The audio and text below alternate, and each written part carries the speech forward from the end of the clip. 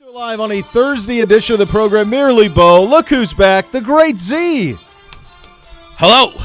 And survived. Hello. Yes. Thrived? Thrived and survived. Had a great time. Got to shout out my boy Raj and Tommy and Novak and Trev. And Ian, Pat, of course, and then the champ. So it was a good good group. What a group. We had a great group, great time out there in French Lick.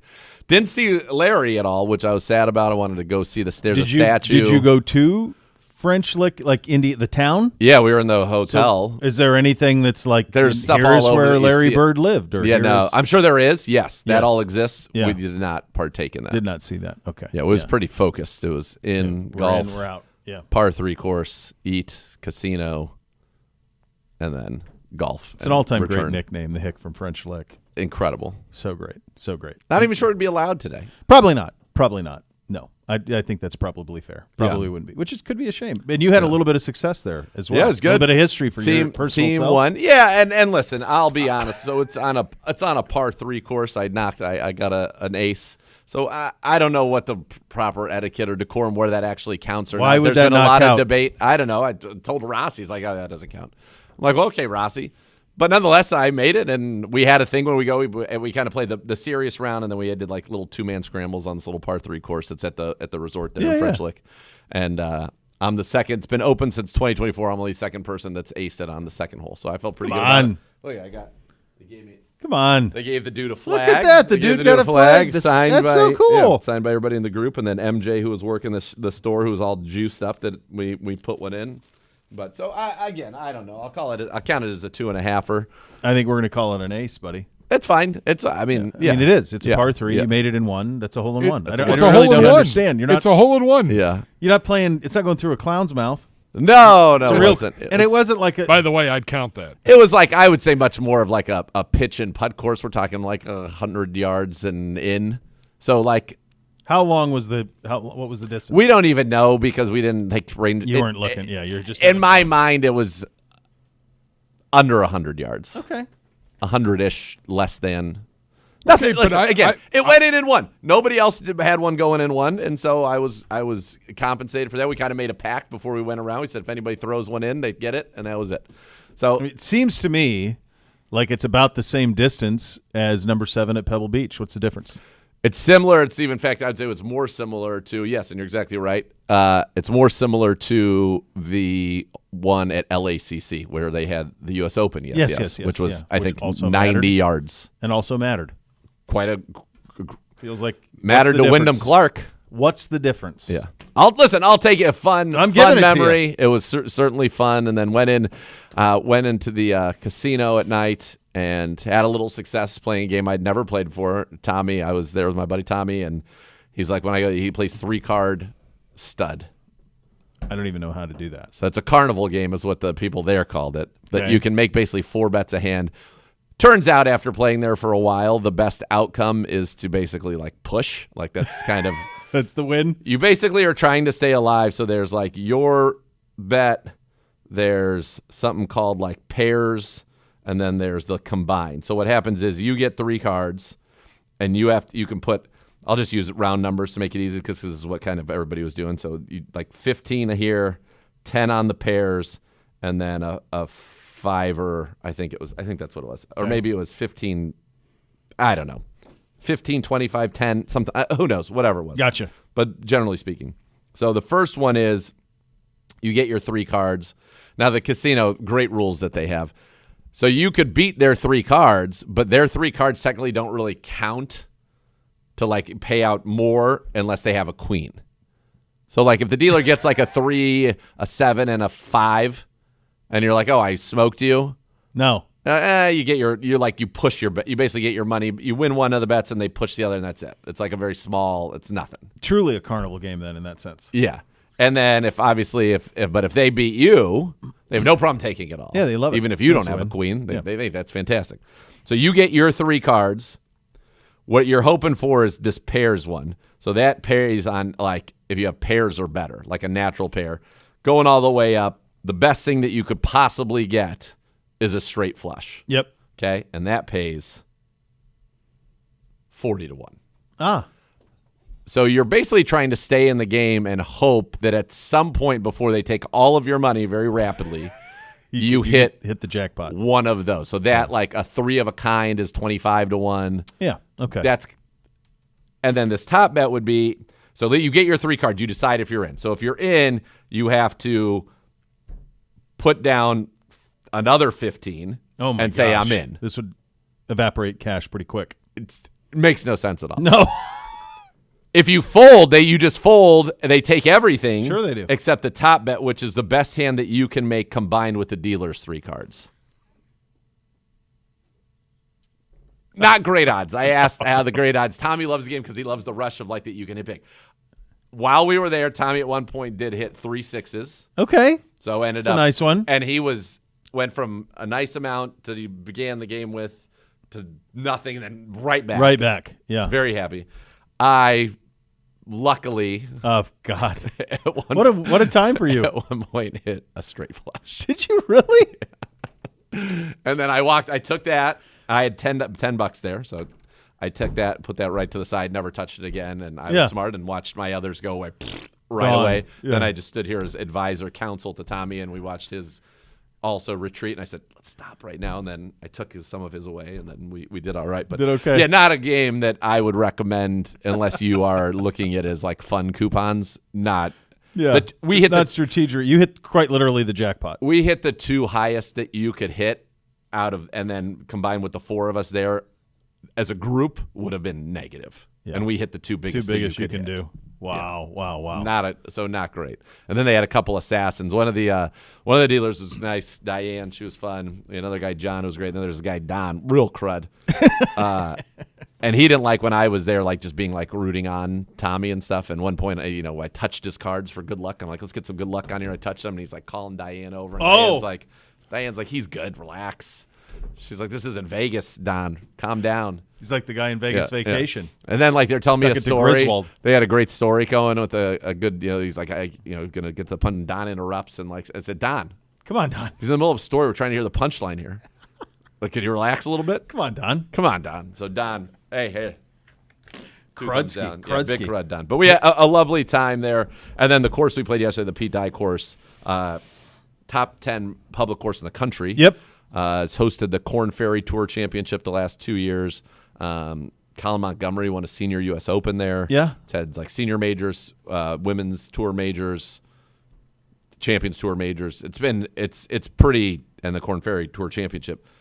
It's unbelievable. One of the hardest courses I've I probably played. looked at it a dozen times, that Unreal. resort and stuff. And I remember in COVID specifically, I think we ended up at Nemacolin, but I remember looking there too because I'm like, this is further. It's further. For sure. Probably double. We have double, but it looked pretty cool. And I thought, well, maybe we could, because you're like, where can we drive to? Like, Yeah. where can we go? And I remember looking at it a lot in that time and looking at the course and then the resort and all that stuff. So The golf course is probably, and then we played the day we were there. I'm sure it was associated with these storms that have been blown because they were blown up from the south, right? 50-mile-an-hour winds. It was like moving putts. It was blowing chips. It was. Oh my gosh. and Were there a a lot lot of of the- people playing, or were you pretty much There were 8 people on the course. That would be our groups. you guys? And that was That's it. Us and 2 caddies. That's it. That's it. Yeah. And you Wow. need a cat. Like, if you ever play there, you need a caddy because you have no idea what you're looking at on It's half the so holes. wide open that you can't. So there aren't a lot of trees in course, but there are maybe 8 gajillion bunkers, and some are like built like volcanoes, and at the top is a little sand. Like, it's blind Crazy. shots here and there. Not gimmicky, just good, tough. There's one hole that I thought was too hard. It was and it's the longest course in the country from the tips. From the tips, it's 8,102 yards. Whoa. The course rating, I think, from back there is like 80, which is what a scratch golfer would, or 81. It's the highest rated course in the country as well from the tips. They don't play, like, even when the tour people, like Corn Ferry, they don't play the tips. That seems insane. Yeah, there's number 16 from where we played was about 230, par 3 with a 50-mile-an-hour left to right wind with water right the entire way and nowhere to go left. That was awesome. From all the way back, it's 310 yards, par 3. Okay. So, but very unbelievable, like really cool. I'd love to play it again and play it on a day with like, I think there's wind everywhere. They said it's the second highest point in the state of Indiana. Okay. Not saying much, but about 1,200 and something feet above sea Okay. level. But the wind, I mean, we had gusts up to 50. I mean, it was people were getting blown over in their swings. I mean, it was nuts. Yeah. Yeah, the weather's been so great. It's been so great. Now then I come home, I land, and I get in the car for 2 seconds. Novak and I driving back, and my mom calls and is basically like, "Are you okay?" "Yeah." "Why?" "The craziest storm ever has happened. Yep. Hail the size of gumballs has pelted everywhere. There's stacks of ice balls everywhere. Yeah. It's like a whiteout of ice." I'm like, "What are you talking about?" I don't even know what you're talking about. Yep. Then I start to see the videos. I'm like, this is nuts. So we're driving, and we're like, this doesn't make any sense. We're coming around. We had to go around 90 because the traffic was so bad. And we get to Mayfield. There's nothing. We get to Cedar. It's really nothing. Not even a sign that there had been a drop of rain. Yep. Which is not that far. No. And then by the time we got to like Harvard, we were pretty well in it. We got off freeway there, drove around, and it was just, I mean, you could see sheets of rain and ice like moving in front of you. It was almost pitch black. It was insane. I've never seen anything like it. Yeah, and it was bad all over the place because we had it really bad. We lost electricity for 8 hours and power lines down on fire, all sorts of stuff. And I know you had some stuff too, Gibbe, but it seems like that one corridor where you were got that crazy hail, which we don't get here. Like we used to get it in the summer in Montana that you take out hail insurance because it would happen every summer. And it's the combination of that really high heat and then that's when it comes. But I've never seen it here, not like what you showed me. I mean, that was nuts. Yeah. I mean, that was crazy. It's insane. And we're, by the way, more today and more Saturday. And when's it ever stop? From kind of like Chagrin Falls through Solon, all the way out, I was told, all the way out to Bedford. Yeah. Because, there's that auto mile there. Yeah. Said that's thrashed. Oof. There's the BMW dealership that's right there at the corner of right Som and 422, supposedly thrashed. Not great. Poor Nana. Nana's car. Nana's car. It looks insane. It's insane looking. It'll be a total loss on that. She'll get a new car out of it. Nana, if you're listening, you'll get a new car out of it. We'll see. We'll see. I think she probably will. It's and then you have can't fix it. I don't know how it was for you in Hudson, but by the time that I was going to leave my house, which was about 10:30 today, 5 doorbellers. Roof for guys. The roof. Yeah, we didn't get that because we had wind, but we didn't, and rain, but we did not have hail. One guy gave me the grade. He's like, so I was like, yeah, I work in the insurance. I'm like, I'm good. He's like, so you're not going to do anything about it? I'm like, about what? He's like, your roof? I'm like, no. Are you saying there's something wrong with it? Because you haven't been up there yet. And he's like, oh, okay, all right. Andrew Barry met with the media day. We'll have some of that for you coming up a little bit later in the program. It is a mailbag edition of the program as well. Get your questions into the guys at Browns_Daily or in the YouTube chat. You can email us as well, brownsradio@clevelandbrowns.com. Those are your hot topics today, presented by University Hospital, official healthcare partner of your Cleveland Browns. Lance Zierlein going to join us coming up next. We're off and running. Cleveland Browns Daily, 850 ESPN Cleveland.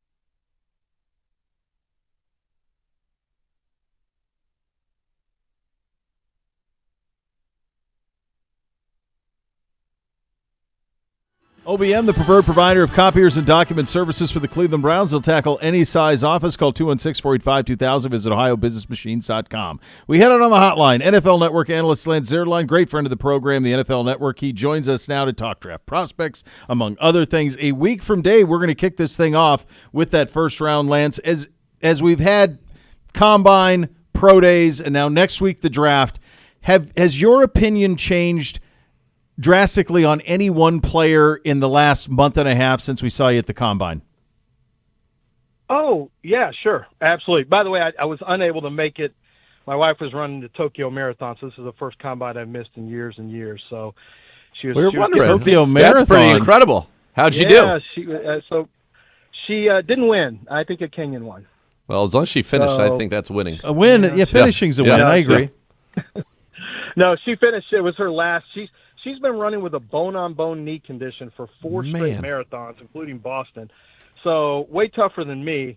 Yeah. But there's a medical red flag. There's a medical red flag on her, so she's going to have to retire from running marathons. So this is it for her. So my boss has said, yeah, go support her as long as you're ready for the draft, which I am. And, and honestly, yeah, I have had some differences of opinion after some pro days, after some guys who maybe didn't fulfill some of the athletic profiles I was hoping to see, after some conversations with some teams. Sure. I mean, there's always jostling from the combine moving forward. There's always some minor jostling based on injury information, character information I get, some of the pro days, because so many of the guys aren't working out now at the combine. And then now what's happening is they're not working out the pro day. So it's like, I know these guys think that it's not a problem, but in talking to teams, there's a delineation between a player who is good enough to not do anything in his pro day other than catch passes or whatever, and another guy who needs to answer questions. There's a big difference. And I think some of these players are going to find that out on day 1, day 2, day 3. I mean, day 1, round 2, round 3, when they maybe slip farther than they expected because some teams, didn't get some answers they wanted. Lance, we always love talking to you about offensive line. We like talking about all the prospects, but especially offensive line, and that's a position that the Browns have been linked to, and for obvious reasons. Now, they did a lot to address that this offseason in terms of free agency and trades. As you kind of look at this offensive line group, and I know that you have them in your most recent mock 3.0 going with Monroe Freeling. Just talk to us first without getting any prospects about this offensive line group and really more the tackle position and how many of these guys actually are tackles, how many of them are actually guards being called tackles right now. Yeah, you're asking all the right questions because 6 is a really tricky one for me. That's a really tricky draft spot. I think 3 is very tricky with Arizona. 6 is very tricky with Cleveland because the left tackles in this draft, Monroe Freeling's a true left tackle. He needs more time, frankly. I mean, 6 is way early for him, but he does have ability, but there's still a long way to go. Caden Proctor, a lot of holes in his pass protection this year. He's got ability, might be best as a mashing guard, to be honest with you, but teams are going to try him at tackle. Caleb Lomu, another real left tackle, but he's probably a year away. And so, some of the best right tackles, you have Spencer Fano, who, from an arm length standpoint, not what you'd love it to be, can play right tackle. We know has played left tackle as well, so I think he could fit in there, but not ideal arm length. Could be a guard, could be a center. You got obviously, I think you're referencing Manoa, who I think a lot of people in the league believe he's a guard. They say, look at the body type. Everything about him is screaming guard. Once again, the value of center is probably going to necessitate whichever team takes him. They're going to try him his best position is right. They're going to try him at right tackle, despite the fact that his best position may be guard. So I think what you have here is a bunch of left tackles who aren't quite ready. A right tackle on Max Ahanachor from Arizona State, who's also raw. You got some right tackles who do have talent and may be ready right now, but they're short arm guys who aren't clean fits at right tackle. It's a really tricky draft when it comes to tackles. Now, ironically, center and guard, it's a good center guard draft. It's a great center draft, but it's a pretty good guard draft. And from a tackle standpoint, there's definitely talent, but there's a lot of question marks in this one, more so than I've seen. Last year was just kind of average talent. This year is maybe a little above that line from last year. The problem is there's a few more holes and questions that you have to, that you alluded to and that I've talked about, that give you some pause. So That's why, I mean, Spencer Fano would be interesting at 6 if he could slide over to left tackle, if you're comfortable with that. But after the Will Campbell postseason beating that we saw, I just really am curious about how many teams are comfortable coming in with sub-33 arms on a left tackle. I really am curious about that. Lance, and we think what the decision that part of the decision that Andrew Berry's going to have to make is because we need a tackle, we need a weapon, we need a receiver, those are the two things we need. Mm-hmm. So I think one of the things that we kind of assume Andrew's having the conversation about with his group is, all right, is the receiver we can get at 6 that much better than the receiver we can get at 24? And conversely, is the tackle we could get at 6 that much better than the tackle we could have got at 24? From the tackle perspective, how do you kind of feel about that? Yeah, that's it. I mean, you're running a combination. So let's game this out. I think Carnell Tate is going to be the first wide receiver off the board. He's number 1 on pretty much, I think, most teams' boards. There is an outside shot he could go 4. There's a shot he could go 5. Both of those teams could choose to go wide receiver. If they don't, to me, what it looks like is potentially Carnell Tate, who is a very good selection. And number 6, that's a little early for a wide receiver 2. I don't think he's really a wide receiver 1 in the league, but I think he's a really good wide receiver 2, and that's fine. If you can get a team full of wide receiver 2s, you're in pretty good shape, provided you have the right quarterback. Now, at 24, my guess is on the board there would be potentially Caden Proctor, potentially Caleb Lomu. Blake Miller? I don't think Fano is going to slide. Blake Miller, I think Blake Miller goes a pick earlier than that, or 2 picks earlier. Wherever Philadelphia is picking, 22, 23. Yep. So I think Blake Miller would be off the board. So what I would do is if I went Tate 6, because see, if you go tackle there, to me, you're going tackle too early. In my opinion, you're reaching tackle on that spot, or you're moving a guy with short arms to left tackle. I'm just not comfortable with that. I'm not comfortable with Caden Proctor. I'm not comfortable with Freeland at 6 personally. Yep. So what I would do is say, if I got Tate there, I'm taking Tate, and then we're going to use some of our draft capital, and we will move up to 19, to 18, to 21, whatever we need to make sure we get one of at least 2 tackles we're targeting. If that's Blake Miller, who I think can play on the left side, at least from an athletic standpoint, he can. If it's Monroe Freeling, you want to move ahead of Detroit at 17, go to 16 and try to make a pick there. That's what I think I would do. I think I would be aggressive in moving from 24 up, either a few or more spots or more aggressively, and then I would take the best receiver on the board at 6. Now, from a wide receiver standpoint, it's going to look good at 24. So, it really depends on, I think, because you could have Omar Cooper there, you could have Denzel Boston there, Jordan Tyson could slide. I don't think KC Concepcion's there, but if he is, he's a great choice. So it just really depends on how you have the potential left tackle of the future graded, because the wide receivers are all going to carry pretty good grades. If you are comfortable with Monroe Freeling's upside, for example, or Spencer Fano's arm length, or Caden Proctor's upside, if you're, and you think you can get them coached up from a pass pro standpoint, then I can see tackle at 6 and wide receiver. But, I think the other way around probably makes a little more sense. Talking with Lance Zierlein, and Lance, that's music to our ears. I don't know how I've settled on this because I'm not any kind of an offensive line expert, although I do know a Hall of Famer pretty well, and I'm on Carnell Tate, Blake Miller. That's kind of what I want if we are where we are, 6 and 24. If he somehow could get past Philadelphia, and the fact that Philly wants him, I guess, to be the heir apparent to Lane Johnson, as you wrote here, that makes me none too pleased whatsoever. Listen, the Steelers would trade with you in a heartbeat. The Steelers would trade back in a heartbeat. I don't think they want to be in 21 from what people in the league are telling me. Okay. It's just, would they do a deal in the division? That's right. That's the question. Yeah. That'll be interesting. Let's say, though, and let's say that Carnell Tate is gone. None of the tackles, to your point, are necessarily worth that pick, and let's say that is the opinion of the Cleveland Browns. Who is somebody, or what team, and for whom, is there really going to be an ability to get out of 6 and move back? And if so, what do you think that might look like? Yeah, I think there potentially is. Who they would come up for would be Sonny Styles, Caleb Downs, or Mansour Delane is my guess. I don't think anyone would move up for Reuben Bain is my guess, because you do have guys you have teams who need pass rush at 9, 10, 11, and 12.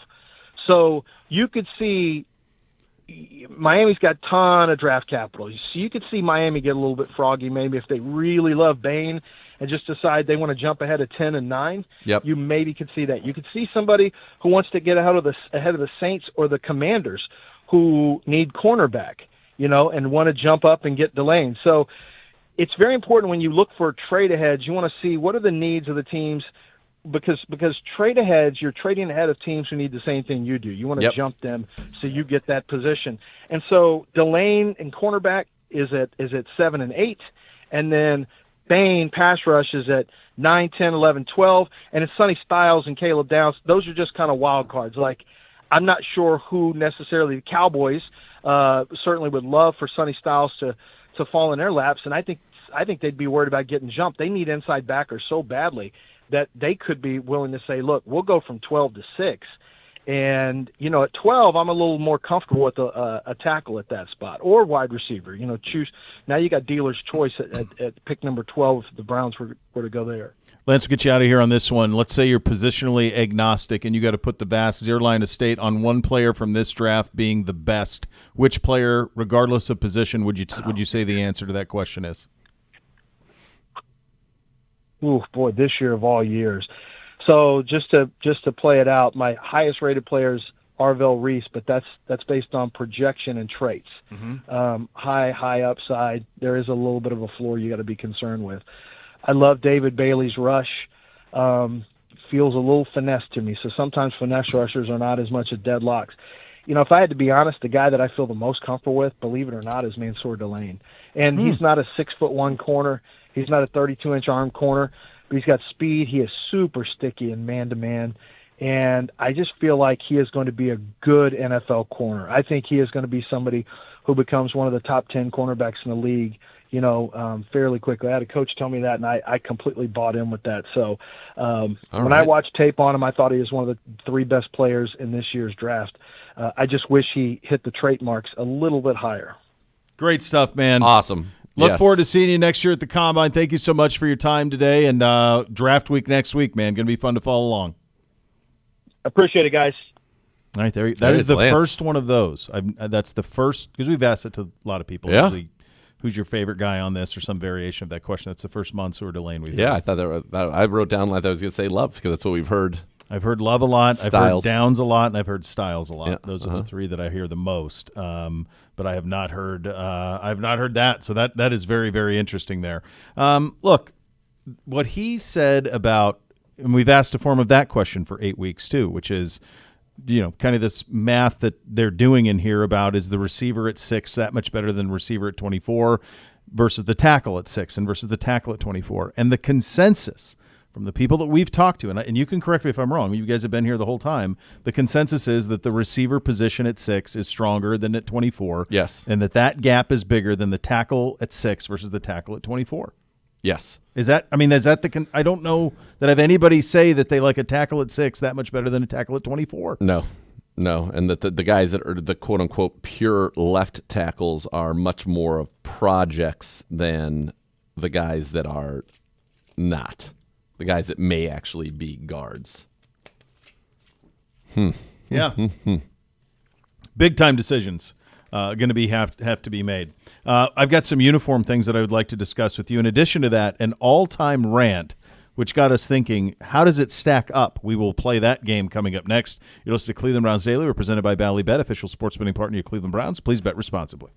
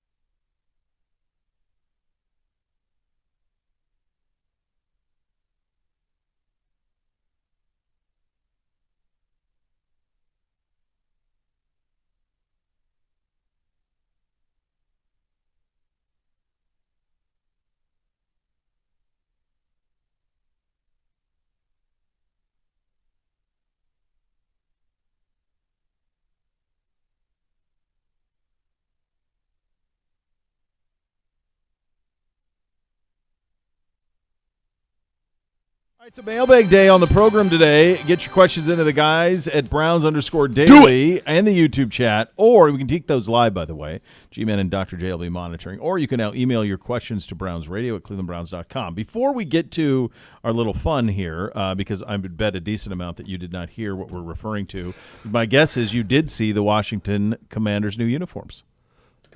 No. You missed this yesterday? Well, dude, I Hale was again gone, and then golf. I came back to Hale. Yeah. Oh, wow. 10 out of 10. Home run. 10 out of 10. Isn't that great? 10 out of 10. It's great. Here is my only note. I'll give you a Hold hint. on. I have one note, a singular note.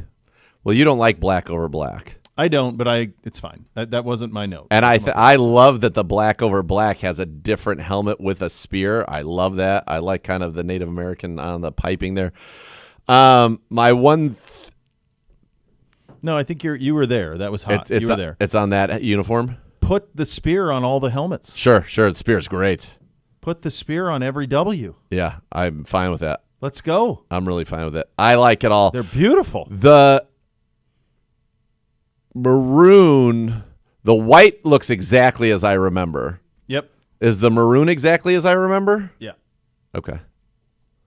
All right. It's because his hand's in front of the neck. I can't really see it. There's one other thing and you can get. I go on their site.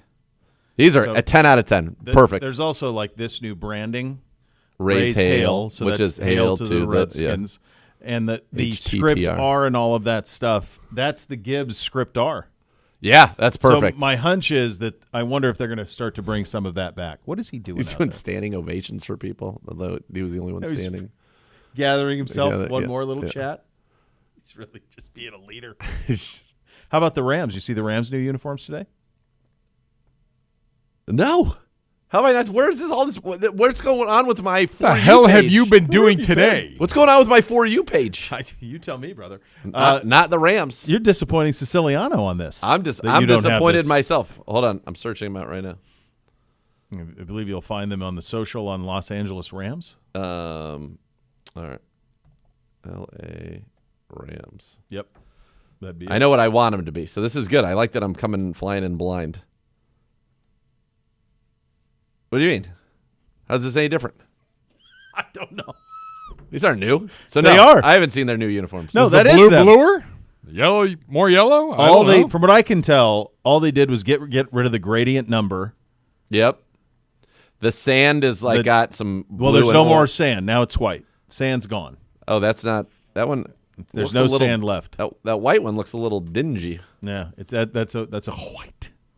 They got rid of Really? they got rid of the bone, I believe is what it was, wasn't it? Was it bone or sand? Bone, I don't know. I don't Yeah, know, it's like horn. modernized throwbacks. Yeah, I mean they're good. They look great. They're what the Rams should look like. They aren't new by any That stretch. doesn't look white to me. I think that Now they the are. white that's over the one where it's a white top over that might just be the shading. yellow. I think that one that we just put up. Yeah, that looks white to me. I don't know. Maybe. Yeah, yeah. Okay, But All they right. do have two that they're going to throw out this summer. So my guess is you're going to get your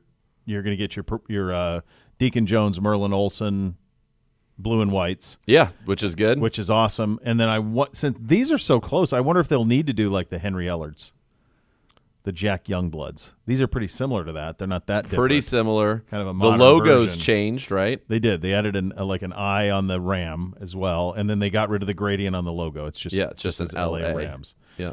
Yeah, subtle. They Washing- still look great. Washington, 10 out of 10. Really just incredible, perfect, fantastic. Kudos. Yeah, great job out of them. Yeah. I mean, pretty soon we're just going to have everybody go back to the real Yes. uniforms that they should have, and we're going to be just fine. We're getting there. Yeah, I like the no gradient. Yeah, it's an upgrade. There's no doubt to me that it's an upgrade. It's an upgrade. It's just minimal. Like if you weren't paying close attention, I don't know if you'd notice it. No. And so they added the eye is just an eye by itself instead of kind of the eye with the. There's like a little bit more coming off that eye Yep. before. No, that's very good. Very Yeah, good. they look great. How are they just dropping this out of nowhere on a Monday? on a Thursday. Or Thursday? I don't know. See, I don't know. What is this, October? You Or are the synapse is firing. unmitigated disaster. What hailstorm? And What we're are not you doing? We're not up to speed on uniforms. We got. It feels what is like a going Monday on? because it feels like I was just on a weekend. You were on holiday. I felt like I was on holiday. You're on holiday. So I come back and it feels like a Monday. You're gonna come back to Earth starting. It's all Starting, starting on Monday. All right, I know that you missed this. Definitely missed this. All right, so a there's Blue Jackets. There rant, is an yes. NHL team in Columbus called the Columbus Blue Jackets. I'm Their head aware. coach is a guy named Rick Bowness, kind of an old school Excuse me? coach. Rick Bowness is his name. Stabonis was nickname- the guy when we call him Bonus. That's true. Yeah. Oh, Jesus.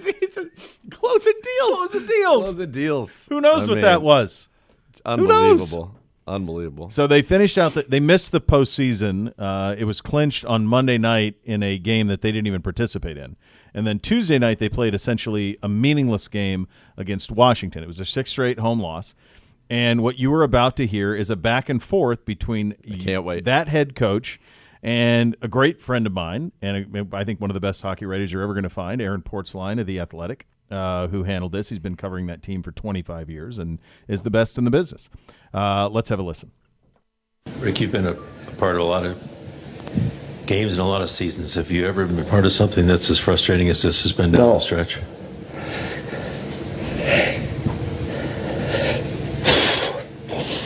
No. And you know what? All you got to do is look at the stat sheet. 3 hits, 23 giveaways. Like, I don't know if I'm back, but if I'm back, I'm changing this culture. These guys, they don't care. Losing is not important enough to them. It doesn't bother them. Like, how can you go out and play like that? Should have done this about a month ago. But this is why we are where we are. This is why we're out of the playoffs. That kind of effort. Losing, you have to hate losing. I don't care if it's a meaningless game. I don't care. Show up and compete. 3 hits, 23 giveaways. What else you want to know? You reached them for so long after you got here. How did it stop? Where did it stop? Because it got tough. Because it got hard. Like we talked about after the Olympic break. It's going to get harder. So everything's good as long as it's going their way. And now it gets tough, we don't want to battle back. And that's what's happened over the last a couple of weeks. That's all that's happened.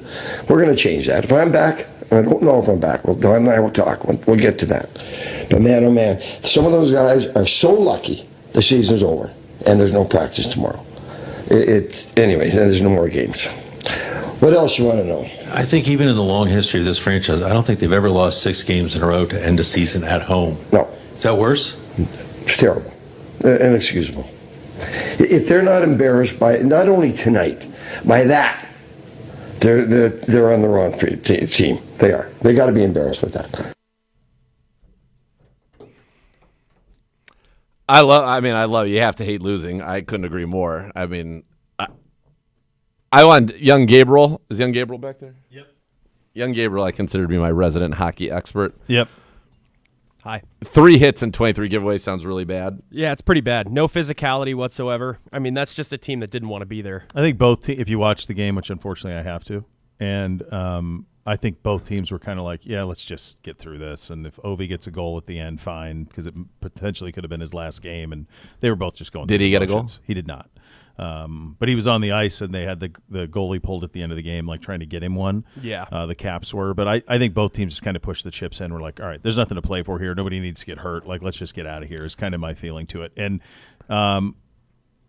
just for context, he was brought in at the beginning of February, right before the Olympic break. He was brought in. They went on this incredible run, one of the hottest teams in the NHL, and then they just, for the last 2 weeks, couldn't get a win. And that was kind of it. And so that's where that disappointment comes from. So he wasn't the coach the whole season? He's not, no. He is back, though. Don Waddell, Well, press conference I'm aware today. of this Yep. because of what I do in Columbus. And so what I was going to tell you is this is the thing that I think is interesting about this. I think he's back in part because of that. Because as you were saying, don't hate losing and all of those things. I don't know that he's returns as the coach of that team because what he said resonated so clearly and perfectly for the fan base that it was almost like, can they not bring him back? I want that guy back. I want this guy. He said, I'm going to change the culture here. If I'm back, so I'm not having this. They announced they had a press conference today at 2:00, and he's coming back. I think they should. What was interesting is not knowing any of the context to it or never having heard him before. At the beginning, I didn't know if he was like snarling. Like there's a great Conan O'Brien skit where he starts snarling and snaps a pencil, and the next thing you know, he's painted green and he turns into like Conan Incredible Hulk. Yeah. So I didn't know if he was going to go like rage, but that was almost more like sadness and deep disappointment. Yes. Which, when you're a kid, I remember there was one time I did something at a cross country camp. Not camp. We were on the road for an event, but it was like in high school and you got to go travel to Lake Tahoe. And I did something I should not have done. I enjoyed it. I don't regret it, but I probably shouldn't have been where I was. And I remember our cross country coach, Mr. Wilder, now I have to call him Phil Wilder, didn't yell at me, but he was so disappointed in me. Yeah. And hurt worse. Like right now I'm almost emotional. It like crushed me. If he had just yelled at me, I'd been like, whatever. Yeah. But that was almost worse. And I'm sorry I disappointed you, Mr. Wilder. I still would do it again. But I am sorry I disappointed I'd feel you. that way again just to, Yeah. He had it's funny, and the reason that, so I really think this is part of the reason he's back is because of this, and it resonated so much. Yeah. And then the players. It's got me fired up. The players had no beef about it. The players were, now some were saying, I think we do hate to lose, but everybody's like, yeah, we want him back. Like, it wasn't like, yeah, get rid of him, he doesn't speak for us. It was none of that. Like, all the exit interviews are like, yeah, we want him back. So today they announced that he's coming back. Let's go. It did get us thinking, though, and this one is different, but it got us thinking. This is good. This is well produced. If this wasn't, I think the only reason that this didn't go even further, because it's pretty pointed, is it's hockey. And that's the part. Some of these other ones are football. So I had Young G-Man and Gibbe come up with, we gave him a list of some of the other ones that are great. Let's start with a thing that we say all of the time. Mm-hmm. The backdrop on this was a newspaper columnist in Oklahoma wrote a story about a quarterback at Oklahoma State who had been displaced as the starter, and then Oklahoma State coach Mike Gundy took great umbrage. If you want to go after an athlete, one of my athletes, you go after one that doesn't do the right things. You don't downgrade him because he does everything right and may not play as well on Saturday, and you let us make that decision. That's why I don't read the newspaper, because it's garbage, and the editor that let it come out is garbage. Attacking an amateur athlete for doing everything right. And then you want to write articles about guys that don't do things right and downgrade them, the ones that do make plays. Are you kidding me? Where are we at in society today? Come after me. I'm a man. I'm 40. I'm not a kid. Write something about me or our coaches. What's interesting about Gundy is that was before that, when he did that, he was pretty nondescript. Like, he was a former quarterback at Oklahoma State, nondescript. Then he took that and he parlayed it and he just grew a mullet. Yep. And then that became his persona. Yep. Was I'm a man, I'm 40. That kind of became who he was. Yeah. And it's pretty damn good. It's great, and I like that. He said, don't come to this kid. He does everything the right way, so maybe he's not as talented as, we'd like him to be or performs, but don't come at him.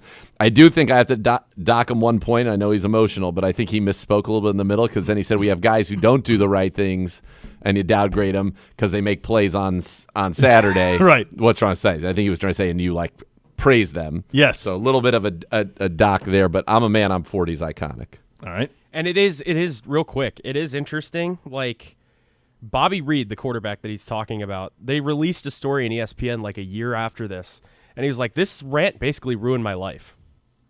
Yeah, he was a highly regarded quarterback prospect at Oklahoma State. They Called him the next Vince Young. That's he was supposed to be a big-time dude, and then he got benched for ineffectiveness. I can't remember the quarterback that replaced him. I don't but know. it's somebody you'd know. If you heard the name, you would know who the quarterback was. How long ago was this? Could be would have Whedon? been 20 years ago. Could have been Whedon? I It don't. was 2007. So It could have been Whedon. That wouldn't have been No. Whedon. It would have been. Was it? They had a Zach. Jake Robinson? Trotter's driving around. Robinson. Zach Robinson? Zach Robinson. Zach Robinson. Yep. That's a pretty good job Yeah, out that's of the very old good. noodle to remember that. Yeah, At least very got good. the first name right. I kept saying Zach. That's why we're a Taylor. tag team. We said Zach, I had Robinson. There you go. I would never have had Zach. But Yeah. I did have Robinson. So that was there's that one there, and that one is iconic. We use it all the time. All right, next. This is from 2006. This is then Arizona Cardinals head coach Dennis Green following a 24-3 loss to the Bears. This was a game in October. I was in the airport when this happened. I'll never forget being in transit when all this happened. And we let him off the hook. This is the Cardinals leading 23-3 in the second half. Here's Denny Green's postgame. The Bears are what we thought they were. They're what we thought they were. We played them in preseason. Who the hell takes a third game in the preseason like it's bull? We played them in the third game. Everybody played 3 quarters. The Bears are who we thought they were. And that's why we took the damn field. Now, if you want to crown them, then crown their ass. But they are who we thought they were. And we let them off the hook. Yes. What is it? What I'm curious about is like, what is the point of that? We are who they thought. They are who we thought. They are who we thought they were. What's he trying to say? We know they're good, or don't make them better than they are. We still should have beat them. Yeah, we were smoking. That's what he should have said, right? 3. That's what he's trying to say is They are, and then we let they're them off good, the- and we blew it. Yeah. Because the Bears got to the Super Bowl that year, I think, didn't they? In 06? Is that They were Rex great. Grossman that led would a have been Bears the- team? Yeah, probably. Urlacher and Briggs and Peanut Tillman and They are who we Hesser. thought we were. And we let them off the hook. We let them off the hook. All right. To me, saying they are who we thought, which is a team that we were going to beat 23-3. Like we knew who they were. We were going to whoop them, and we were whooping them, and then we let them off the hook. That's what it says to me. I don't know. That's what it says to me. Well, that's why I asked, because I think that the Bears went 13-3 that year, so they were a squad. Yeah. Yeah. So I think he's saying they're good. We played like they were good, and we blew it. Yeah. Yeah. All right. We let up. We let up. We let up. All right. Next, this is Week 7 of the 2002 season. Former New York Jets head coach Herm Edwards after a loss. Enjoy. This is what the greatest thing about sports is. You play to win the game. Hello? You play to win the game. You don't play to just play it. That's the great thing about sports. You play to win. And I don't care if you don't have any wins. You go play to win. When you start telling me it doesn't matter, then retire. Get out. Because it matters. That's unthinkable to me. That you have an opportunity in your lifetime to be a professional, that you think about quitting. I think this actually set up probably the most lucrative time in his life, because he then became one of the faces of ESPN's NFL coverage after he was relieved of duties with the Jets. And if this doesn't happen, I don't know that happens. Yep. No, that's a very good one. I will say, because I know we have one more, I feel like we're missing one.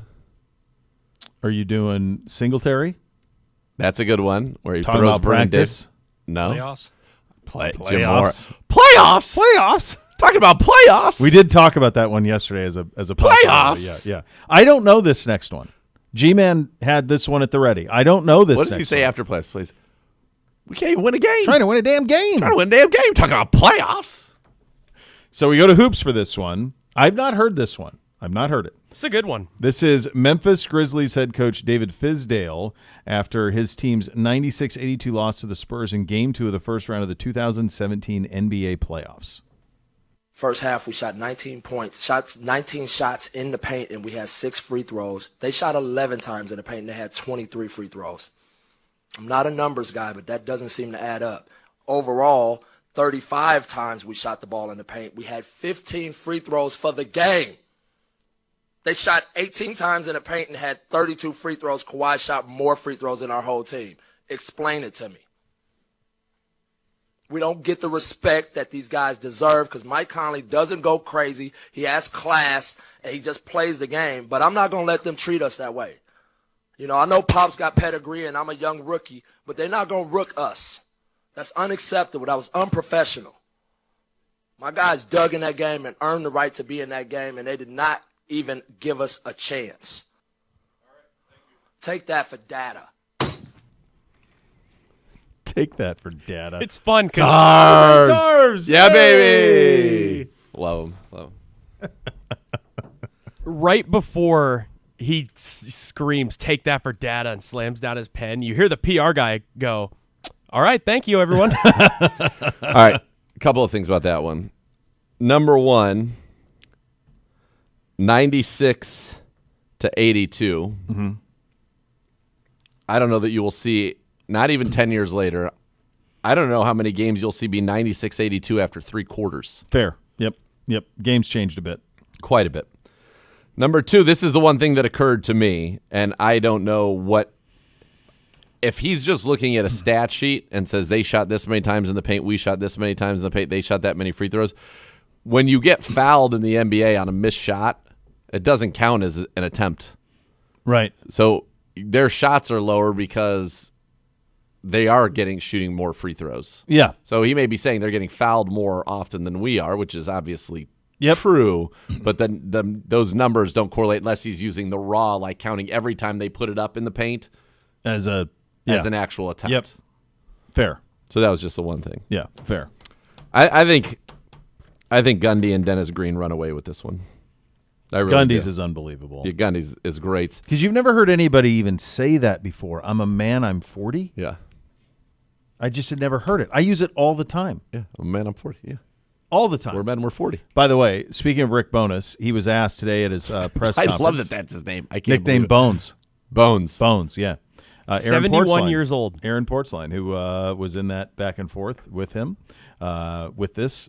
He asked Rick Bowness if he had any regrets about his post-game comments. No. Did I push the bar a little bit? Yeah. And I know that, but that's me. I've got to live with myself. I'm going to walk out of here and say, oh, God, I shouldn't have done that. I shouldn't have done this. Did I push it? Yeah. I pushed the envelope a little bit, but that's who I am, man. I'm not going to come in here and BS you people, right? I can tell you what I see and what I don't like, and was that a little over the top? Probably. I'll be the first to admit that. I don't think it was over the top at all. That is great. I thought it was just like very disappointed with the lack of effort and said this is unacceptable, and if I'm the coach of this team, it won't ever be like this We're again. not having it. Not having it. Yeah. I thought it was great. And I'm not even kidding you. I think there's a decent I had Porty on my morning show today, and I said, is he the coach if this doesn't happen? And he laughed, and he goes, well, they probably didn't have much choice, did they? Yeah, not after this. Not after this. He didn't. I don't apologize for that. I go Gundy, Blue Jackets guy, Dennis Green, and then Mora. Playoffs? That's a good one. Can't win with him. That's a good one. That's a good Singletary's a good one. Can't win with him. Won't do it. Won't do it. He Is sent Vernon Davis to the locker room in the middle of the game. Said him. You go. Kindly leave. Get. Go on. Get. Go on. Get. Yeah. Baby Billy. Go on. Get. Go on. Get. Come on now. That's disgusting. Stop saying that. Nan. It's a Mailbag Day on the program. Get your questions into us at Browns_Daily on the YouTube chat, or now you can email your questions, brownsradio@clevelandbrowns.com. AB at the podium coming up next. You'll listen to Cleveland Browns Daily. We're presented by Ballybet, official sports betting partner of your Cleveland Browns. Please bet responsibly.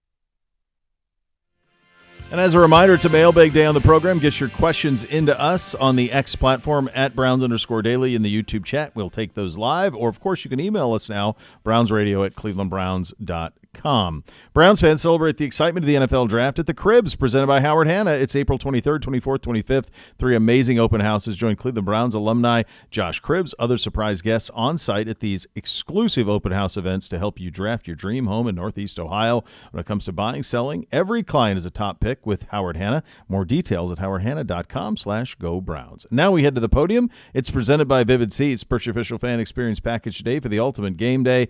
Here is highlights from General Manager Andrew Berry's pre-draft presser.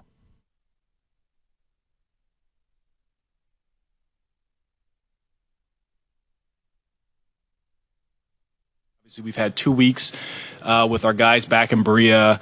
And next week I was thinking about it. It's pretty cool. We get to see real football on the grass, and like thinking back to 2020, the last time we had a new head coach, forgot just got wiped out because of COVID. So this is pretty cool, and so that transitions right into draft weekend, where we have a great opportunity to add a number of young players to the roster. It's the culmination of 13, 14 long months of hard work. And as I always do with this, time of year, just our college scouts, they're awesome. And scouting can be a thankless profession, where you're always away from your family, traveling, doing all the foundational work, for the roster building, make a ton of sacrifices. And I always like to just highlight, our college scouts, our area scouts, our national scouts who do such a great job for us. And, they really are the backbone and foundation of everything. So with that, I'll open up for questions. There's a lot of buzz about you guys trading down from number 6. And just wondering the biggest report, rumor, hearsay, whatever, is a trade down to number 12 with the Cowboys. So just wondering, can you address just the likelihood of moving down, and is there anything to that particular deal?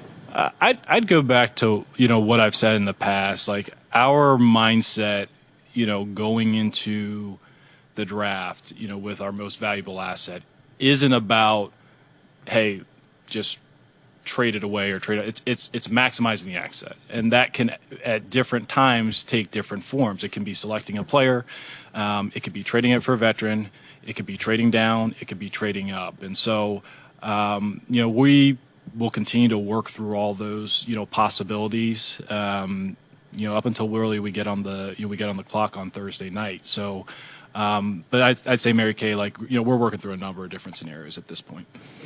As you kind of play out the scenarios, is this as obviously everybody seems to knows who's going number 1, but 2 through 5, is it as uncertain maybe in terms of who could go where as you've seen in a while? I wouldn't say that that's necessarily the case, Chris, and more from the perspective that I think at times there's an assumption externally that we know where players are going to go. And I think oftentimes that's not the case. Look, I'm not, in the buildings of the teams that, are picking 1 through 5. None of us are. And so I think to assume that in any year that the way it's going, again, besides obviously, perhaps Mendoza, I think that's maybe a dangerous mindset to have. Andrew, going back to the trade down idea, is it the approach different this year because it's 6 instead of 2? I know you had the talks ahead of the draft last year with the Jaguars. Do you have to wait, or the team have to wait to see what happens 1 through 5 before you could pull off that trade? I love how everybody last year thought we weren't trading down, and everybody this year assumes we are. I'd say this: so every year is unique because the players change, your pick location change, demand may change. So the general answer to your question is yes, the dynamics are different. But even if we were picking 2 again this year, I'd give you the same answer. Yeah.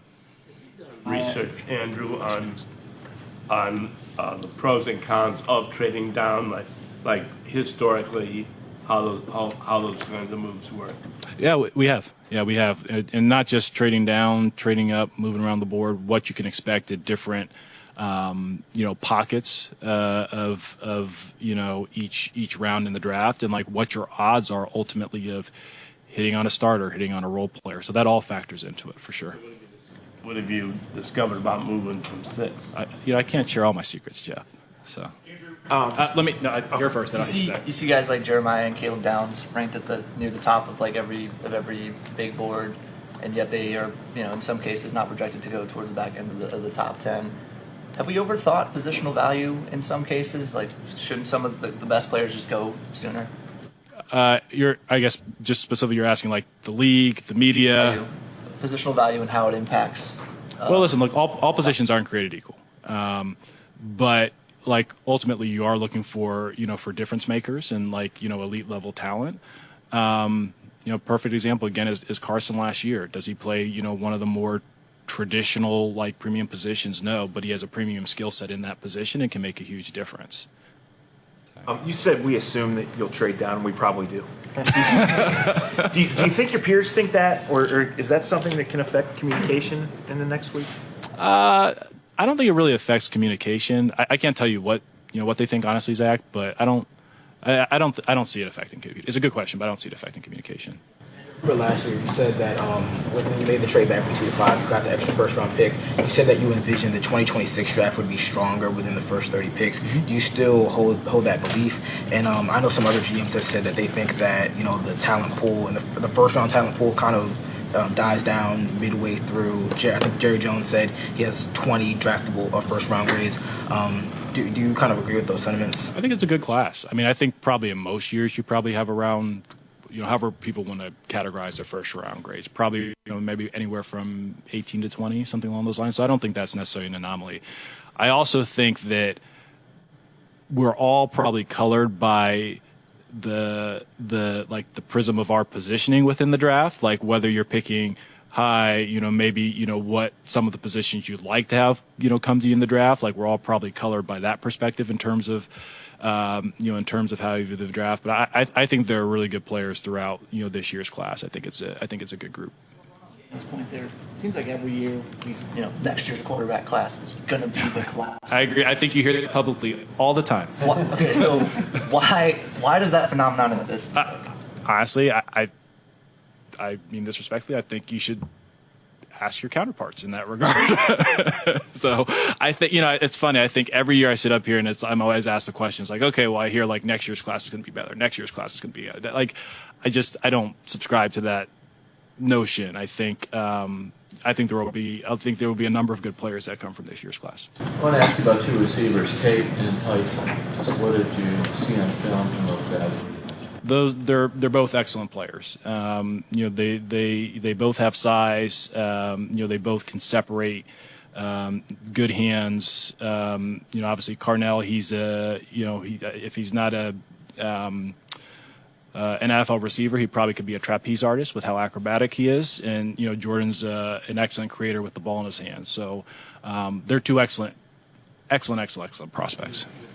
Now, when you're rating these guys, like he's playing with Smith, so there's the cradle receivers anyway at Ohio State. Does that impact how you grade the individual receiver out? It adds context, Terry. But I would maybe point to specifically at Ohio State the receivers that have come there in the past where, Emeka, he played with JSN. JSN, I believe, played with Garrett Wilson and Olave. I think that, at times we can maybe overanalyze that aspect, but it may provide context in terms of their production or the matchups that they're drawing. Andrew, in terms of offensive line, where do you assess things? And it seems like most of the top prospects are right tackles. What's the evaluation period in terms of whether they can swing to left and all of that? Yeah, I think every player is unique. I think certainly it's a good offensive line group. I think as you look, some players that, and we see this every year, but some players that are college tackles may move inside just because of, their physical characteristics, whether it's athleticism or length or something along those lines. Some have multi-aligned inside, outside. Some have lined up, on both sides of the line of scrimmage. So you really do take it case by case because I don't think there's necessarily a one-size-fits-all rule. To follow up on that, I know before you had said the difference between right and left, especially with tackles, like maybe a bit is made too much of it. I mean, after diving into this specific group, though, do you feel like there are multiple players that you could see making a switch successfully if needed? Yeah, I've said this before. Tackles are tackles. You're looking for certain characteristics because they've all got to be able to protect on an edge. Top rushers are not staying on one side of the ball. So we really do analyze it, within the aggregate position. Kind of along those lines, then, when we talk about, just to go back to a guy like Jared Love, do you categorize a guy like that differently because he can do so many things, or is he just like a running back in your eyes? No, I think that in Jeremiah's case, I think the way that you can deploy him it's a lot different, than other players at the position. And specifically what he can do in the passing game. So he's a pretty special, unique prospect. Generational? I don't really throw around the whole generational thing because this is, you're gonna get me going here, Mary Kay. The thing I have a tough time with is every draft cycle. Do you not hear this person's a generational process like that?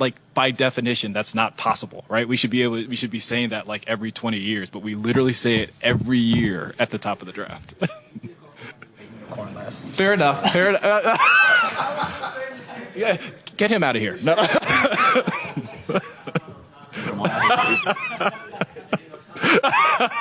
no Otanis that we can identify this year, Terry. With a guy like that, if you brought him in, would that take touches away from somebody like Quinshawn, or do you consider things like that? Well, you absolutely have to have those those type of discussions. I think that's totally fair. But there are some players that just they transcend scheme and they make a unique impact on the game. We should be able to find a way to use those players. You have 2 first-round picks. Team, I guess I would say everyone kind of generally knows the team's needs. How much of the scenario planning is, if we take this position at 6, are we able to still attack another position that we might want to focus on at 24, and vice versa? How much of that is going into your scenario planning? That factors in, but not not just in the first round. So that factors in every year. When I talk about supply and demand, each draft class, they're comprised of depth and lack of depth at different positions. So when we go into the weekend, our thought process, I know so much focus is on the first round for every team, but I think generally when teams go into it, they look at okay, here's our aggregate choices or our aggregate selection choices. How do we maximize this bundle of assets, and whether that's in how you order your selections, how you manage your capital with moving across the board. But the goal is not necessarily to just maximize night one. It's when you get to the end of the weekend to say, hey, look, we think we maximize the amount of talent and impact on the roster that we could get with the overall number of selections that we started with. Follow up. I thought now that the evaluation period is over, I'll ask you a question I asked you at the owners' meeting. Do you think you can find, quality contributors at 24, whether it's tackle or wide receiver? I think there will be a lot of good prospects throughout the draft. Simpson to go in the first round, and how do you guys kind of feel about Ty after your thorough evaluation? Great question. I wouldn't comment on the first part of it. But in terms of the second part of it, we've enjoyed the time that we've spent with Ty. Son of a coach, really smart, very driven. He's physically talented. He has a very unique college journey. In terms of coming in as a 5-star and then really having to wait his turn behind 2 pretty talented quarterbacks in Bryce Young and Jalen Milroe before getting his chance under center, and he did a great job maximizing it. So we've really enjoyed our time with Ty. Follow up on that. In the event that you did end up with a Ty Simpson, how does that impact Shador Sanders and maybe even Dylan Gabriel? I'd say I don't love dealing into hypotheticals. So, if that, I guess I'd say this, like if we add a quarterback, we have a lot of love for the quarterbacks that are in the room. That's probably the first thing. So like that decision would be made independently of anything that we add to the room. When you're going on the quarterback evaluation, you have a guy like Nussmeier where he had 1 year of full year of starting, and then that second year where you look to see add more context, he goes through like that injury situation. How do you sort of balance that, and what kind of goes into kind of separating fact from fiction with the player? Yeah, it's a good question. That's a little bit more art than science. Look, I don't think you can go in there blindly and say, hey, like we're gonna treat this past season the same way that we would have thought of the 2024 season. He was obviously hurt and it affected his performance. How you do that and how you weight it and how you come to your decisions, it may be different from building to building, but it's just something that you work through, you talk through, and you try and make the best call that you can.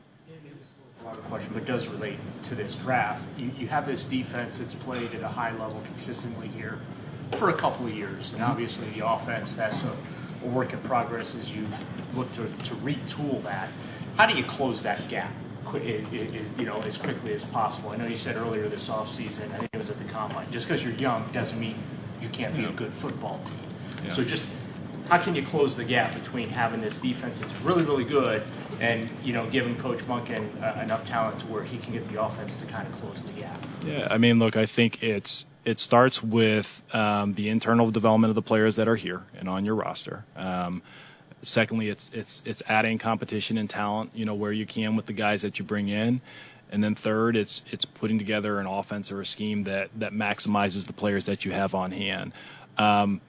Simple outline, certainly like more challenging to do. Like I don't mean to be suggest that it's you just snap your fingers and it happens, but that's really the blueprint. You mentioned that last year no one ever expected you guys to trade out. It seems like you have a good poker face like going into each one of these drafts. Appreciate that. That's the kindest thing anyone's ever said to me. Hey, you're welcome. How important is that?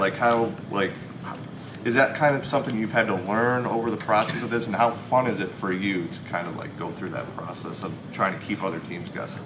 I would like to sit here and say that I have this generated strategy to I'll be honest, I usually just tell you guys the truth and you guys don't believe me. Terry, I see that face. No, honestly, it's not necessarily about there are some things I'm just not going to talk about publicly, obviously, because they impact strategy. But I really think the biggest thing is just being flexible to opportunities that can help the organization. And I think that when you're too dogmatic or sort of hey, we can only do this, that's when you don't, open yourselves up to okay, hey, here's an opportunity that we didn't anticipate was coming down the pike. But this is actually better than what our plan A was. Let's pivot to plan B. So I think many of those moments can actually happen in those type of circumstances. Following up on that, do you have to lie to other teams on the phone? Listen, I think if you lie as a general manager to your peers and counterparty, you won't get business done. Yeah. Combine, you credited the success of last year's draft to just having better resources, right? More picks, more higher picks. But was there anything else that changed? Did anything process-wise change that allowed you guys to have such an impactful draft last year? It was pretty similar, honestly, Scott. Yeah. You've talked a lot. Let me go here, and then I'll go with. Okay, I'll go here, and then I'll go with you, Joe. Come me? Yep, you got it, Tony. In your free agency on offensive line, you've stressed versatility. You think you're overemphasizing versatility? You have I'd say that was a nice. I think that was a nice byproduct of getting good players, Tony, as opposed to going out and saying, "Hey, look, we're going to maximize versatility, and then talent will be next." They're really good football players, and the added bonus is the versatility. You've mentioned that one of your possibilities with number 6 is to trade it for a veteran. And so I'm just wondering, have you had many conversations about that? And then also, how likely might it be to trade, I know you haven't wanted to trade away any of your veterans, but is that still the case, that you probably aren't going to trade away a big name, one of your veterans? Yeah. So the first question in terms of like you have a bunch of trade discussions throughout the weekend, and everything like that. So I couldn't handicap anything as we sit here today. In terms of like our guys or what we do, I'd say we'll do anything that can help the team or move the roster forward. But I think that that's much less likely. All right. Thank you, everyone. All right, there you go. Coming up next, we open up that mailbag. You're listening to Cleveland Browns Daily. We're presented by Ballybet, official sports betting partner of Cleveland Browns. Please bet responsibly.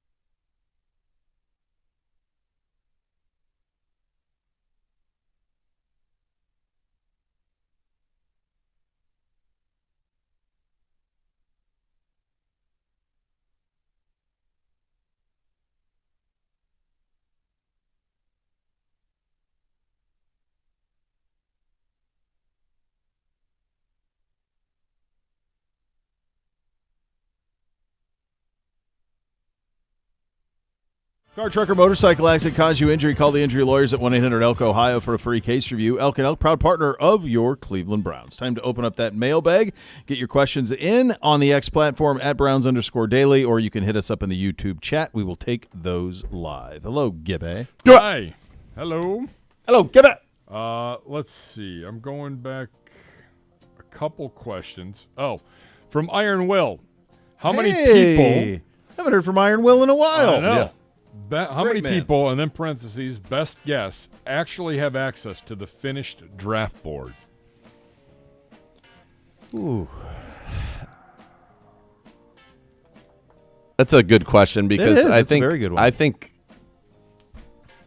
it might be as few as Andrew Barry, the finished ultimate, because he's the one who makes the decision. So a lot of times I think they have an idea or a general shape of it. I think a lot of people have a basic idea of it, but only one person ultimately makes the decisions, and that's Andrew Barry. I would imagine that Monken and then ownership, yeah, high luminaries would be able to walk in there at any point and say, "Show it to me." Yeah, so it's probably that. Yeah, it's probably on an ask. Maybe Glenn. I was going to say Glenn. Yeah, short list. It's a great question. I actually would be curious about that myself. Yeah. My guess would be less than 5. Yeah. Scott tweets at the show. Scenario for discussion. Vet wide receiver trade sets the roster, or still drafting a wide receiver in addition. Pick swaps to maintain 2 1s. Not sure where he's So going. is he talking about the only vet receiver that hasn't been traded that I think some people think would be is AJ? Yeah. So then I guess what you're saying is if you were to acquire AJ Brown and it didn't require the number 6 pick in the draft to do so, would you still take a receiver at 6? And I would say no. Probably not. Yeah. No. Is that your read of that? I think so. Yeah, that's what it seemed like. If Yeah. you were able to do it and still have your 1s, would you take a receiver? No. I just don't. You've got A.J. Brown for the 2nd round pick, and then you had your 2 1s. I mean, could you still draft a receiver? Yeah, you could. Yeah. You sure could. But definitely not at 6. No. I think you'd be trading out at 6, trying to recoup whatever you gave up for A.J. Brown. Which would probably be 24, and I think it would be a 1, wouldn't it? Or Could maybe be a it'd 2. Maybe 39. Yeah. Yeah. At CLE Underdog, hi Zagura, I'm a big fan of Drew Aller and hoping our Browns draft him. Hello. I know we had an informal meeting with him at the Combine. Is there any chance we will have a private workout or top 30 visit with him before the draft? I think the top 30 visits are officially done. I think they're done. I know the Browns liked Drew Aller a lot 2 years ago. It would not surprise me at all if at some point, 3rd round or something like that, if he was there, that feels like that could be a possibility to me. Absolutely. Sure. 4th round, yeah. I could see Drew Aller ending up here on the Browns. And then I think the thing that would be interesting is would you really bring 4 quarterbacks in here again? Like at that point, I think you'd have to do some. I don't know that you'd want to do that again, would you? Like the 4 quarterback thing, No. and 3 of them are young guys. Like I don't know about that. Absolutely. Trey Carey tweets at the show, would you rather have LeBron James or Victor Wembanyama playing quarterback for the Browns? James, man. LeBron. Great athlete. Yeah. I don't know I what think you're going Victor's to too at skinny and 7'4", I'm not tall. sure I what think you're going to do. fragile. Yeah. I think you just get broken. I would say, yeah. Have you seen him I'd in also person? just want a quarterback to play quarterback for the Browns. That'd be more beneficial. I mean, I feel like I think it's a better question, who do you want to play like receiver? Yeah. And you could say, all right, well, if Wembanyama just runs down the field, you probably throw it up in the spot where only he can catch it. Yeah. Now he's going to have to be, that means he's at full extension, fully exposed. He's going to have to survive a couple of hits in the ribs, which probably not. Doesn't seem, I saw him take a tumble after getting like glanced on the shoulder, and I thought he was like dead. Did you see him? Have you ever seen him in person? No. Play? Have you guys? Has anybody seen Wembanyama play in person? No, I'd like to. I would like to, just to try to wrap my head around somebody that agile with that length. Yeah. I'd be interested to watch that. Here's one for you, and I don't think it could happen now, but let's just stay on the LeBron James train for a second. Do you think that at age, let's say 6 years ago, so he's like in his mid to late 30s, LeBron James could have played and been a successful NFL player in his mid 30s? In his mid 30s, like that's where he starts? Yeah, like paratrooped into a roster at 34 with that athleticism and size. Yeah, I'm sure. It's just, I think that there's something to your body, because he would be a receiver, a tight end. Be a receiver, tight end, yeah. There's something to your body becoming callous to that type of physicality. Does he have the athleticism to do it? Of course. I don't know. Just think of how many miles are on his body already in his 30s. Yes. If you said from the rip, if he went the football route, absolutely. Well, for sure. Then I think he could have been like a Pro Bowl guy, I think or an so. all-pro type guy. Like that Yes. type of athleticism is nuts. I mean, we've seen that with Antonio Gates and others. And he's right, better athlete than all of them. So, yeah, I think what's interesting if you do it in his 30s, like having played like if he did the Michael Jordan thing, and he had like a Hall of Fame career, and then played football for 2 years, where Jordan played baseball. I think he could have been incredibly successful. I think he could have done I think, pretty well. At the very least, he's a for red while. zone home run. Yep. Uh-huh. Just throw it high. Yep. Catches everything. The elder statesman of the Carroll brothers has chimed in on your hole-in-one. Yeah. Bobo's messaged me. He said they call them aces at the par 3 day at the Masters, so why not for you? Yeah. Oh, fair enough. Thank you. Does that go? So an ace on that goes on a? I guess that would go on somebody's resume. Okay, all right. So there you go. Yeah. Robert Pace, your gut agree with mine. We are not trading out of number 6. No.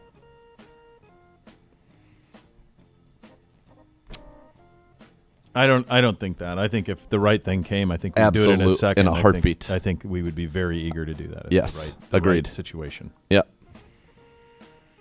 All right. I don't think. I just think that there's a good chance there's not going to be a ton of trades. And next Friday, I'll let you guys make fun of me for it. No, I think it's fair, and I think your reasoning is probably pretty good. We've talked about that a lot. You're not going to see people trading out of 27 in the first round. They're just not. It's too good of a draft. So I think that's going to make it harder to trade. I think any trade, my hunch is any trade you see in the first round will be one that includes picks only from this year's draft. Right? I don't think you're definitely not going to see anybody trade out at 27 with ones. I just don't sense it. I'll throw it out there now. We're offering up. I'm happy to say we'll trade you 6th round, 7th round, and if you want both our 5ths, go ahead. Let's have a nice quiet Saturday. Can we just give a little credit to me on this? I saw this from Pete Thamel. So I've been talking about this for 10 years, putting an age limit on college players. They're talking about doing a 5-year age limit thing now. Really? Now today, Pete Thamel, the Football Oversight Committee in college football, recommended standardizing the first contest date in the sport and eliminating all exceptions beginning the 2027 season. The season would begin on the Thursday of week 0 and end the Saturday after Thanksgiving. You're welcome. Love it. I mean, I just did this. Yes. I mean, this is what I've been talking about forever. Just be simple with this. So theoretically, what this would do is it allow for the college football season to end pretty close to the first. You'd be done really the second Monday or whatever in January instead of going well into it the way that they did with the playoff and everything. So this would take the Ohio State-Michigan game back to follow the Saturday before Thanksgiving. Yeah. I'm in. So what would be the last game then? Army-Navy? Army-Navy would probably take place on Thanksgiving weekend. Yep. And then you'd get rid of the conference championship games. You'd All start together. the playoff the first Saturday of December. I love everything which is a about home that. run. Yeah. This from our YouTube chat, Bradley Sargent. We talked a little bit about this. If Love is there at 6 and no good trades to be had, do you take him? Weapons, weapons, weapons. You just invested a 2nd-round pick into Quinshon Judkins, and you have Dylan Sampson as well. I don't see that kind of capital being spent at all. It feels to me like just there's a lot of chatter around it, and I feel like that is just chatter, and for some reason it is trying to get that. I don't understand it. Unless you have a trade for Quinshon Judkins in place. Yeah. I don't understand it. Yeah, and I guess the reasoning thing would be, and I'm with you, and I think it's well documented, but maybe the other side is he is just a weapon, and you just get a bunch of guys who make people that you have to defend, and he's more of a home run hitter than Quinshon, although I think Quinshon definitely has that in his bag. Maybe that's the thinking. Again, not for me, but maybe that's the thinking. Yep. Jay San 30 asks CBD, if no trade down happens, why not take Monroe Freeling? He's one of the only pure left tackle prospects and played in the SEC at a high level. Because he's a project. I just think whatever we do at 6, it has got to be an absolute. You got to get a stud and somebody that is a starter and a quality player for your team for a while, not a project. I just think you need to. It's got to be a very good player with a high ceiling, but also a high floor. We're not so sure what this is going to be. You cannot take a guy at 6 who has caveats. Yep. That's why, like, if it came to it and Caleb is there, fine. Like, obviously I want Carnell Tate, fine. But if Caleb Downs were there and you are in that room, which is right across the hall from us, you're like, yeah, he's going to start for 10 years. We really believe he's going to be a Pro Bowl player 6 or 7 times and potentially an All-Pro a couple of times. Sold. Great. Sold. Print it. Let's sell go. the jerseys. Let's go. We'll figure it out. Yep. And I'd feel the same way about Sonny Styles. Like, I'm almost to the point now where I'm almost positionally agnostic. Like, just get me a dude. We talked about this on the show yesterday. Yes, give me a dude that I can put on the side of the new dome and people can go buy the jerseys and be thrilled about it. Yep. Give me that guy. Like, whatever that is. Yep. Agreed. Oh, in the right situation with the right line coach. No. I can't have that. Brownie in AK. My best friend wants to get in shape and has started doing CrossFit. As a man and his friend, how do I handle this? Cut him out of my life, mock him relentlessly, organize an intervention, or is he lost forever? My great friend Sean Woodland was the voice of the CrossFit Games for many years. He was a former local TV guy and then he always lifted and was really into it and got into CrossFit. Man, support him. Let him live. If that's what he wants to do, and let him live. Let him go, man. Yeah, what's the problem? Yeah, I love it. I wouldn't go at him. I'd let him live. Let's see. Before I get to Bobby here. Yeah, Bobby's got a ton. Bobby's got a bunch here, yeah. I know you're trying to time it. Some of these are quick headers. This is from Stony One. AB said QB is not out of the realm of possibility in this draft. Who do you think he might target? The reason I say Aller's because he's got all the physical intangibles. It's not going to cost you a super early pick, and he's got the upside, so that's somebody that makes sense to me. Or it could be one of the guys whose names you'd heard for years and years, or everybody thought, Carson Beck or Klubnik or whatever, any one of those guys that people thought was going to be a big-time quarterback, and it hasn't manifested. I mean, a year ago, they were going to be the number 1 pick in this draft. Yep. I don't know. To me, it's a project or somebody that you think can become something. If it's Carson, if somehow it were Carson Beck, like Todd knows him. Todd knows him well, very well. All right, Bobby time. Bobby. Which childhood snack would you risk your adult reputation to defend in a courtroom? The pizza rolls. Totino's pizza rolls. Pizza So rolls. for me, it was a pizza pocket. Oh, I remember those. The Hot Pockets? Hot Pockets. Hot Pockets. Yeah, I remember man. those. Those suckers would burn. You had to be real just careful. Like pizza pockets. I was going to say the Totino's pizza careful. rolls, especially in the air fryer now. Yeah. You got to be real. You got to let those things cool. You got to chill out on those things. You got to be careful. The thing with the Totino's pizza rolls, too, is, and I think probably what the grievance would be the fact that they burn the hell out of your mouth. And the thing with those that's very tricky is whether it's oven or air fryer, the timing. You have to, for the Super Bowl, we'll make them. Bootsy gets all jacked up, as you can imagine. By the way, you don't know he's concussed. Yeah, he's in the protocol. Forgot you and I didn't talk about that. He was concussed. How? Playing lacrosse Sunday down in Jackson. He got concussed. Got bombed. Totally illegal hit. But yeah, he got concussed, so he's in protocol. Sucks. So when you're there, I witnessed it, yeah. Are you like ready to run on the field and like knock my wife this kid did. out? My wife did. Ran on the field to make sure he was okay. Not, the kid, I'm sure the kid felt bad. I don't know that he was trying. Yeah, of course you would have. But I'm just saying, like that's got to my be. wife I did, never. yeah. I have not. Yeah, he got. Nobody ever took it out was Artie a buckets. Straight up illegal cross check underneath the chin to the ground. Yeah, and he's in concussion protocol. How's he feeling? He's had headaches and no school. He's back in school yesterday. His brothers think he's being Ferris Bueller. I assured them that he's not. I know that he has that in his reputation, but I'm like, buddy, I'm telling you. It is both legitimate, and also he is going to get everything out of this that he can. I believe. I would say fair and fair. Yeah. Yeah. Yeah. And by the way, here's the as problem. he should. As he should, yeah. With the Totino's pizza rolls too. You got to watch because if it reaches a certain point, they all like explode. That's what I was going. I'm That's- glad that you finished my thought because I that's knew. it. Because you're watching and it's like, are they done? Are they done? Now they're done. See, if gotta you go put an it extra just 30 the right seconds. time. The Hot Pocket, the advantage of the Hot Pocket, in my opinion, was that it was a big enough vessel that you could actually get good globs of melted cheese.